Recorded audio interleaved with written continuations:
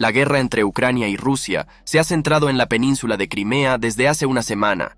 Los ucranianos han llevado a cabo ataques alucinantes, desembarcos anfibios y ataques con misiles en la península en los últimos días. En primer lugar, los misiles Neptune destruyeron la defensa antiaérea rusa S-400 en Sebastopol. Esto fue una primicia en la historia de la guerra ucraniana. Con estos ataques, Crimea quedó altamente vulnerable a los drones.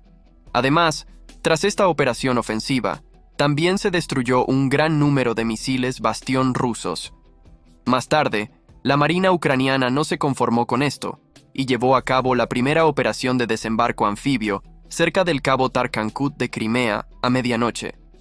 Durante esta operación, los marinos ucranianos destruyeron 30 soldados rusos y 4 lanchas rápidas. También se afirmó que las estaciones de radar de los rusos resultaron dañadas durante la operación de desembarco ucraniana. Mientras Rusia seguía conmocionada por los ataques que se sucedían uno tras otro, Ucrania no quebró su determinación y declaró que los ataques contra Crimea continuarían. Si observamos hoy la línea del frente, vemos claramente que los planes ofensivos de Kiev continúan tanto en el sur de Ucrania como en Crimea. La mayor preocupación de Rusia es la posibilidad de que los ucranianos vuelvan a atacar el puente de Kerch, que actualmente sigue en reparación. Si recuerdan, la última vez los ucranianos atacaron este puente con misiles S-200 y vehículos aéreos no tripulados. Según se informa, el puente está actualmente cerrado al tráfico civil y a los envíos militares. Moscú, por su parte, es consciente de que nuevos daños en el puente podrían crear una atmósfera de caos en Crimea. Por eso Rusia está tratando de desplegar cualquier tipo de defensa en las ciudades de Crimea y el puente de Kerch, en medio de una serie de audaces ataques navales ucranianos con drones y misiles en la región que ya han dañado importantes buques de guerra. Pero hoy en día las tácticas empleadas por Rusia a este respecto son bastante sorprendentes y carentes de sentido. Recientemente, la Dirección Principal de Inteligencia del Ministerio de Defensa de Ucrania informó de que Rusia hundió sus propios transbordadores en el estrecho de Kerch con el fin de crear una barrera para proteger un puente vital de los ataques de drones marinos. Resultó que los rusos están preparando el hundimiento de al menos 6 transbordadores en el estrecho para proteger el puente de Kerch que conecta Crimea con el territorio continental ruso. La inteligencia ucraniana informó de que Rusia ya había hundido el primer barco y sigue trabajando para hundir el segundo. El propósito de este acto tragicómico era instalar barreras entre los transbordadores inundados para crear con el tiempo una línea de defensa en la península rusa de Crimea. Similares a las redes antitorpedos, las defensas de Botavara son barreras físicas o redes que rodean objetivos potenciales en el mar o cruzan la boca de un puerto o estrecho para protegerse de los aviones no tripulados. Estos sistemas de defensa llevan utilizándose desde la Segunda Guerra Mundial.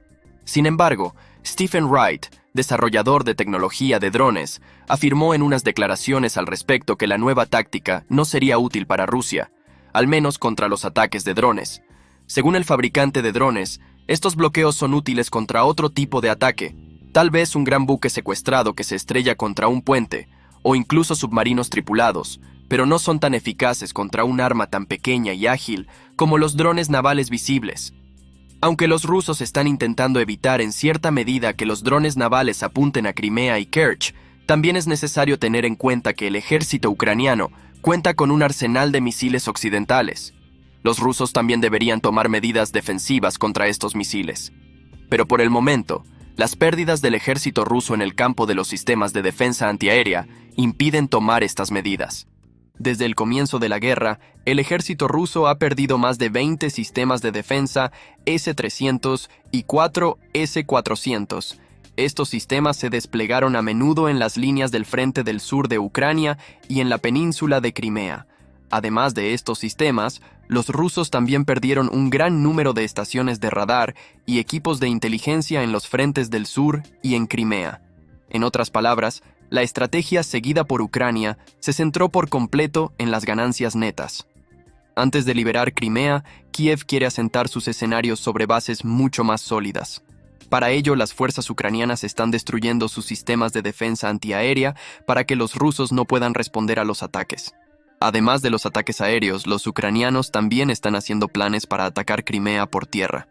Para estas acciones, uno de los centros más importantes es el asentamiento de Armiansk, entre Ucrania y Crimea.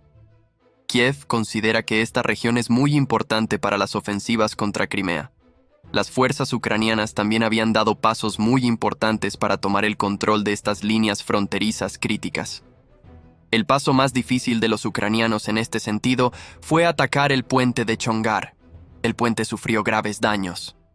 Pero lo más importante es que los rusos no pudieron utilizar el puente para actividades de transporte militar y en su lugar tuvieron que utilizar carreteras de conexión mucho más largas en las fronteras del sur de Ucrania.